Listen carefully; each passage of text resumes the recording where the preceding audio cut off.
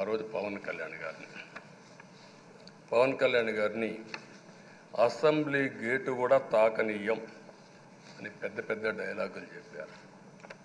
21 సీట్లలో పోటీ చేసి 21 సీట్లను గెలిపించిన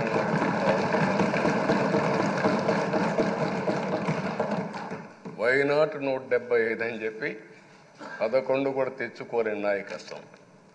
అంటే ఏ విధంగా మాట్లాడారు అనేదానికి ఇది ఒక ఉదాహరణ. ఆ రోజు పవన్ కళ్యాణ్ గారు చాలాసార్లు నేను కూడా అన్నాను, బయట చాలామంది అభినందించారు. ఎక్కడ తగ్గాలో తగ్గడం, ఎక్కడ గెలవాలనో గెలవడం నేర్చిన వ్యక్తి పవన్ కళ్యాణ్ గారు. ఇదే హౌస్లో నేను చూశాను. 23 సీట్లు మాకు వచ్చాయి. నేను బాధపడ్డాము. కానీ ప్రజాస్వామ్యాన్ని గౌరవించాలనే ఉద్దేశంతో ప్రజాస్వామ్యుతంగా పనిచేశాం.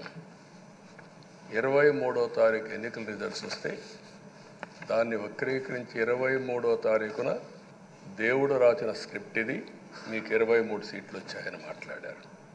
ఇప్పుడు నేను అడుగుతున్నా, కూటమికి 164 సీట్లు వచ్చాయి. 1, 6, 4 కూడుకుంటే 11 వస్తుంది. రాష్ట్రంలో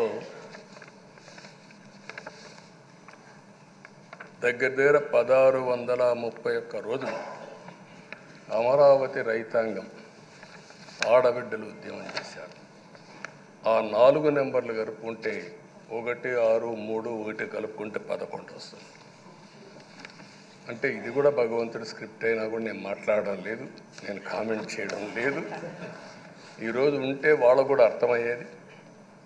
వాళ్ళు ఉండకుండా పోవడం అనేది వాళ్ళ పిరికితనం తప్ప ఇంకోటి కాదని చెప్పి కూడా నేను మీకు తెలియజేస్తున్నా.